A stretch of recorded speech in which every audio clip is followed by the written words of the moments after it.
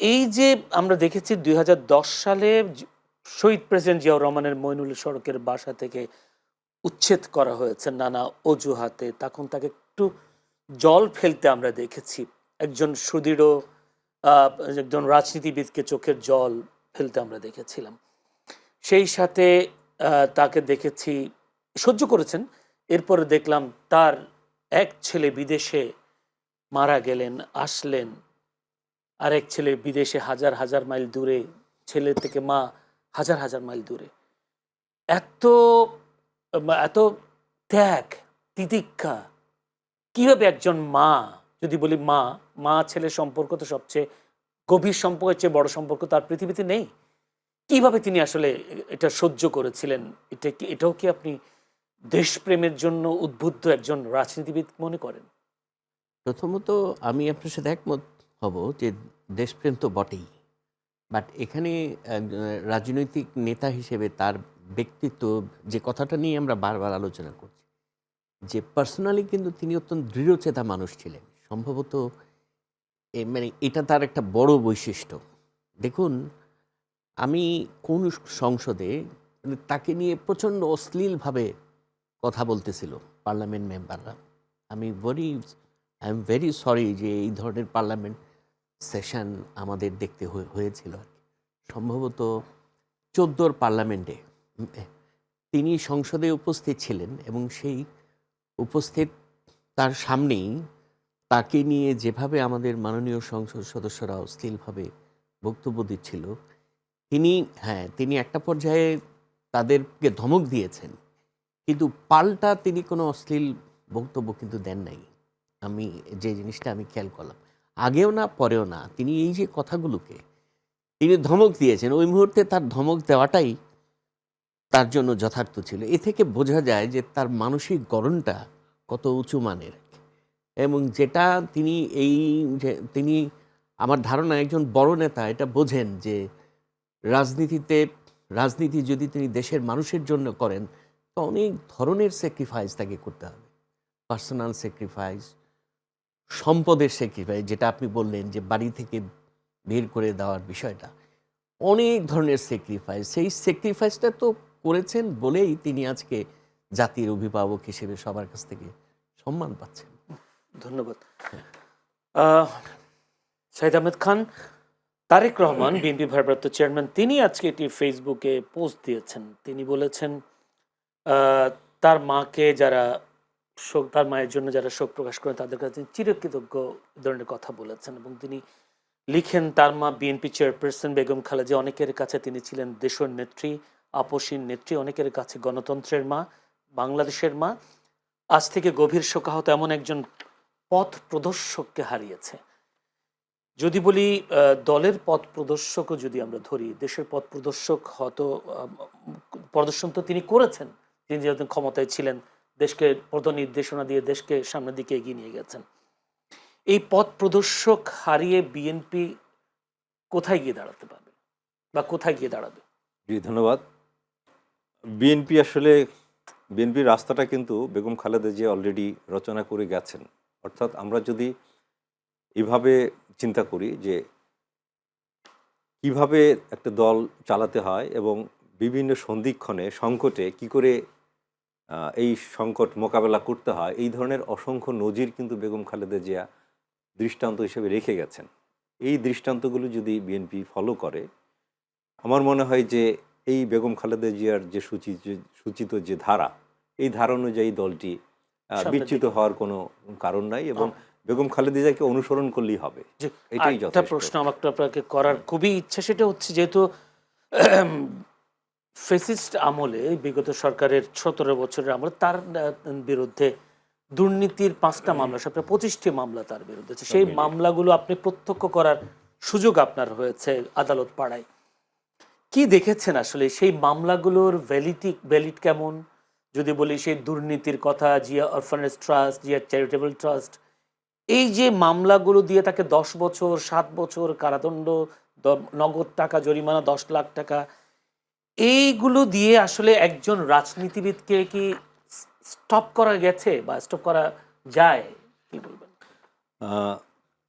কোনো রাজনৈতিকবিদকে আসলে এইভাবে আসলে বন্ধ বা স্তব্ধ করার তো কোনো সুযোগই আসে না। আমরা দেখে থাকবো যে যুগে যুগে বিভিন্ন এইরকম অপরাধের মিথ্যা অভিযোগ দিয়ে কিন্তু রাজনীতিকদেরকে মানে দমনের চেষ্টা চলেছে। কিন্তু আমরা দেখলাম যে বেগম খালেদা জিয়ার ক্ষেত্রে বোধহয় এটা খুব বেশি মাত্রায় হয়েছে। আপনারা যেগুলিকে বিচার হিসাবে আমরা জানি বা প্রচারিত হয়েছে, এগুলো আসলে একটা বিচারই ছিল না। প্রথম কথা হলো যেগুলো মামলা ছিল কিনা সেই প্রশ্নটাই উঠতে পারে। কারণটা হলো এটাকে মামলা বলা যাবে যদি অপরাধ হয়ে থাকে। কিন্তু এই প্রতিটা বিষয় আমরা দেখলাম শুধুমাত্র রাজনৈতিক এজেন্ডা বাস্তবায়ন করার জন্য। যখন আপনার সাবজেক্টটা চুজ করা হয়, তখনই বোঝা যায় যে আসলে এখানে কি ঘটেছে। কিন্তু আপনি সেই মামলাগুলোতে সাজা দিয়ে তাকে কারাবন্দিও হ্যাঁ, করা হলো। এখন এইটাকে আপনি সাজা বলবেন। এগুলো তো প্রতিটা এই কোর্টে, এই অ্যাপিলেট ডিভিশনে আপনার এই গত জানুয়ারি মাসে জাজমেন্টে তাদের অবজারভেশনে বলেছে যে এই মামলাগুলো ছিল উদ্দেশ্যমূলক, একেবারেই মেলাফাইডি, ইন্টেনশনালি এবং রাজনৈতিক আকাঙ্ক্ষা চরিতার্থ করার জন্য এবং খুবই অনুগত একটা রাজনৈতিক আনুগত্য বোধ থেকে এই বিচারকগণ, তথাকথিত এই বিচারকগণ এই যে মামলাগুলো রায় দিয়েছেন। তো ফলে কোর্টই তো বলেছে, এটা যেই কোর্ট দিয়েছে সেই সেই বিচার বিভাগেই কিন্তু তাকে এইভাবে করেছেন, তার পর্যবেক্ষণে বলেছেন। তো সুতরাং উনি যেখানে আপনি বুঝেন যে মাত্র 2 কোটি টাকা আত্মসাতের অভিযোগ, বেগম খালেদা জিয়া 2 কোটি টাকা। একটা মানুষকে আপনি দেখবেন যে আপনার শক্ত কোনো লাঠি দিয়ে কিন্তু পিটালে যতটা না অপমানিত হবে, একটা জুতা কিন্তু নরম, এটা দিয়ে পিটালে কিচ্ছুই হয় না। কিন্তু জুতা দিয়ে কেন পিটানো হয়?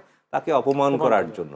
এই 2 কোটি টাকার ওই যে এতিমের টাকা মেরে খেয়েছেন, এই কথাগুলো বলা হতো, কারণ এই শব্দগুলো তৈরি করার জন্যই কিন্তু মামলাগুলো দেওয়া হয়েছে, যাতে বেগম খালেদা জিয়াকে এগুলো দিয়ে সবচেয়ে বেশি হেয় করা যায়, অপমানিত করা যায়। ফলে যেগুলোকে বিচার কিন্তু আমরা বলছেন, বিগত 17 এগুলো বছরে বিচার দেখলাম না। প্রায় 2.5 লাখ কোটি টাকা বিদেশে পাচার হয়ে গেছে। পাচার হয়ে গেছে, সেটাই তো। সেই তুলনায় আমার কথা হলো ঘটনা তো সত্য তো নাই, কারণ ওখানে একটি টাকাও চুরি হয়নি, এই টাকা আরও বহুগুণে বেড়েছে। তা আপনি আত্মসাৎ কী করে বলছেন? গেল এটা। দ্বিতীয় কথা হলো আপনি মামলাগুলোর মেরিট যদি বিশ্লেষণ করেন, তাহলে দেখবেন যে এটা একটা প্রাইভেট একটা অর্গানাইজেশন। তো প্রাইভেট অর্গানাইজেশনের কোনো আর্থিক বিষয় নিয়ে কিন্তু অ্যান্টি কারাপশন কমিশন তাদের শিডিউলের মধ্যে নাই, তাদের তফসিলের মধ্যে নাই, কিন্তু তারা কিন্তু এটা তফসিলভুক্ত হিসেবে করে মামলাটা করেছে। মামলা প্রথম দিনে এটা নাকচ হয়ে যাওয়ার কথা, প্রথম দিনেই এটা মামলাটা নাকচ হয়ে যাওয়ার কথা। কিন্তু আমরা দেখলাম কি, যে যত কথাই বলা হোক না কেন, ওই নির্দেশিত হয়ে আপনার যেই ধরনের মানে জাজমেন্ট প্রয়োজন, কোর্ট সেই ধরনের জাজমেন্ট দিয়েছে।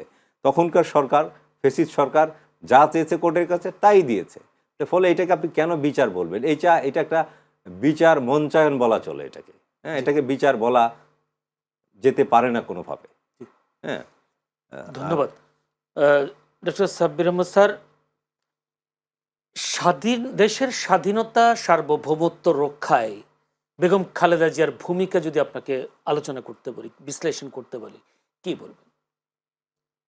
দেখুন, মানে বাংলাদেশ জাতীয়তাবাদী দলের যে রাজনৈতিক আদর্শ, সেখানে তারা বারবারই বলে যে মানে তাদের যে গঠনতন্ত্র, সেখানে দলের যে নীতিমালা, সেখানে তো বলাই হয়েছে যে বাংলাদেশ জাতীয়তাবাদী দল বাংলাদেশ জাতীয়তাবাদের ধারায় বিশ্বাস করে।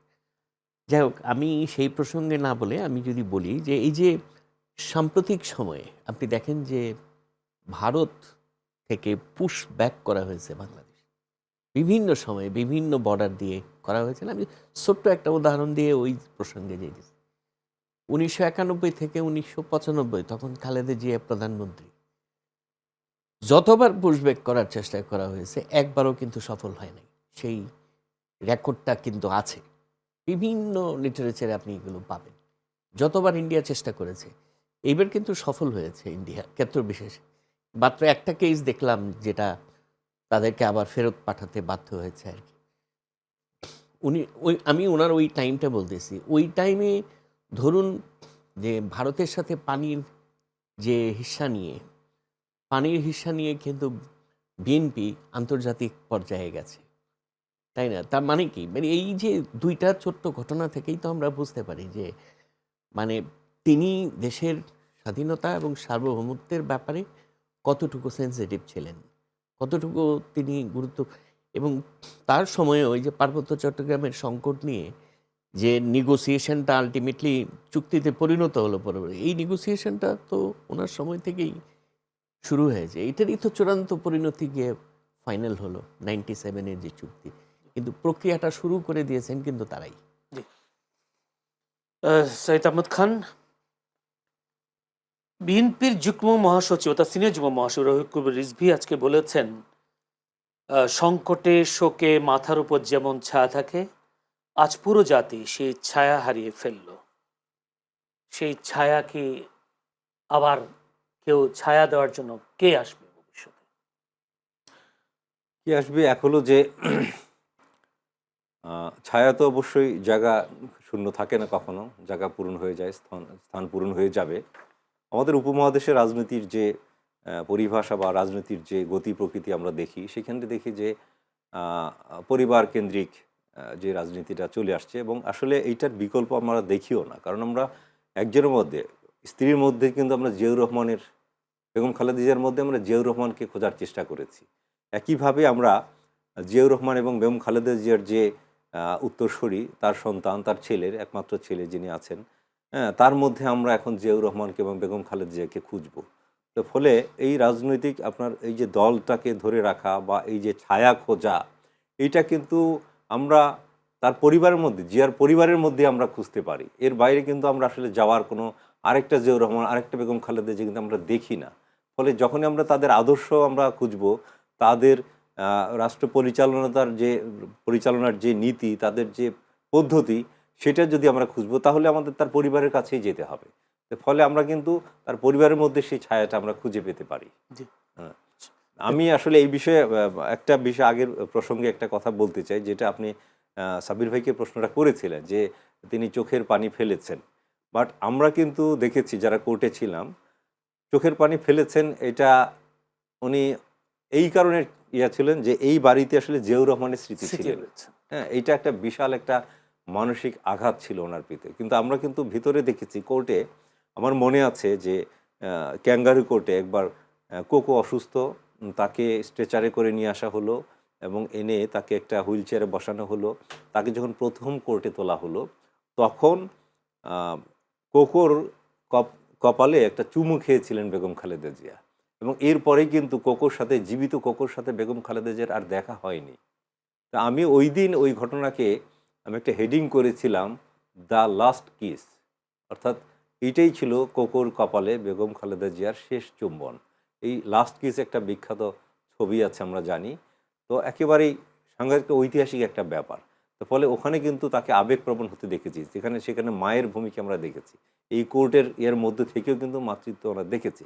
আবার আমরা দৃঢ়তা দেখেছি যখন ওনাকে সর্বশেষ কোর্টে তোলা হলো জিয়া অরফানেজ ট্রাস্ট মামলায়। তখন এই যে পুরনো জেলখানার ভিতরে সেখানে ছোট্ট একটা কামরায় কোর্ট বসানো হলো। তো সেখানে এই যে আখতারুজ্জামান সাহেব ছিলেন জাজ। তো ওনাকে প্রচণ্ড গরমের মধ্যে এসি আছে, বাট এত মানুষ ছিলাম, আমরা অনেকে ছিলাম। তো সেখানে দেখা যায় যে এয়ার কুলারটা খুব বেশি কাজ করছিল না। উনি নিজেও হুইল চেয়ারে এসছেন, উনি ঘেমে গিয়েছিলেন এবং উনি কোর্টকে বলেছিলেন, উনি একটু রাগান্বিতভাবে বলেছিলেন যে এইভাবে যে প্রতিদিন আমাকে আনছেন, আমার তো শরীর খারাপ, স্বাস্থ্যকর, আমি প্রতিদিন আসতে পারবো না। আপনারা জেল ফাঁসি যা দেয়ার দিয়ে দেন, আমি আর এবার প্রতিদিন বারবার আসতে পারবো না। ওই দিন আমার মনে আছে মিনিমাম 20 মিনিট উনি কথা বলেছিলেন ট্রায়াল শুরুর আগেই, এবং সেখানে দেখেছি যে উনি কতটা দৃঢ়চেতা এবং কতটা আপোষহীন এবং কতটা উনি এই প্রচলিত বিচার ব্যবস্থার প্রতি, উনি জানতেন যে এটা একটা ড্রামা হচ্ছে এখানে। উনি নিজে বলেছেন যে এইসব নাটক বন্ধ করেন।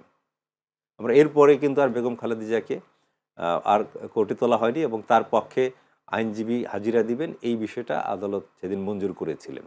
তো সেখানে কিন্তু আমরা তার আপোষহীনতার একটা বিষয় আমরা দেখছি, মাতৃত্ব দেখেছি, তার আপোষহীনতা দেখেছি, তার দৃঢ়তা আমরা মানে দেখেছি। একই অঙ্গনে জি দুইটি জি জি চরিত্র দেখেছেন। আমার কাছে সময় খুবই কম, শেষ প্রশ্নটা একটা করি সাব্বির স্যার। সেটা হচ্ছে মির্জা ফখরুল ইসলাম আলমগীর, যে বিএনপি মহাসচিব, তিনি বলেছেন সাবেক প্রধানমন্ত্রী বেগম খালেদার মৃত্যুতে বাংলাদেশের রাজনীতিতে বিশাল শূন্যতা সৃষ্টি করেছে, যা কখনো পূরণ হবার নয়। তাহলে এখন সেই শূন্যতা পূরণ করবে কারা? অবশ্যই এই দায়িত্ব তো বিএনপিকেই নিতে হবে, বিএনপির নেতৃত্বকেই নিতে হবে, এবং বিশেষ করে যিনি এখন বিএনপির ভাইস চেয়ারম্যান জনাব তারেক রহমান এই শূন্যতার জায়গায় পূরণ করবেন। ভারপ্রাপ্ত চেয়ারম্যান। ভারপ্রাপ্ত চেয়ারম্যান, সরি। এবং দীর্ঘ 17 বছর মানে নির্বাসিত জীবন কাটিয়ে তিনি দেশে ফিরেছেন। এই 17 বছরে তার যে প্রস্তুতি, যেটা আমরা বিভিন্ন সময়ে তার কথা, তার বক্তৃতা, মানে বিভিন্ন সময়ে দলের ব্যাপারে যে সিদ্ধান্ত, তারপরে আপনি ধরেন এই যে দীর্ঘ ১৭ বছর ধরে লন্ডন থেকে তিনি দলকে যেভাবে পরিচালনা করলেন, আমি তো মনে করি he is been very successful. Successful এই অর্থে বহুবার তো চেষ্টা করা হয়েছে বিএনপিকে ভাঙার জন্য, ভাঙেনি কিন্তু। অথচ তার নেতা লন্ডনে বসে আছেন, অনলাইন থেকে বলা হয়েছে। আমরাও অনেক সময় অনেকেই সমালোচনা করেছে যে নেতা দেশে সারা সারা সময়টা বিদেশে কাটিয়ে দিল, সে কিভাবে এই দেশের এই রাজনীতির সাথে আবার নিজেকে মেলাবে। কিন্তু সেই সব সমালোচনা কিন্তু উনি ওভারকাম করে উনি চলে এসেছেন। এবং আমার ধারণা যে আমি যতটুকু এই কয়দিনের বিএনপিকে দেখছি, বিএনপি কিন্তু এই তারেক জিয়ার আসার মধ্য দিয়ে বিএনপির মধ্যে আবার যে ভাইবটা, যেটা তার নানান এই বিভিন্ন সমালোচনার কারণে বিএনপির মানে নেতা কর্মীরা যেভাবে বিব্রত হচ্ছিল, সেই অবস্থা থেকে বিএনপি অলরেডি একটা উত্তরণ ঘটেছে বলে আমার মনে হচ্ছে আর কি।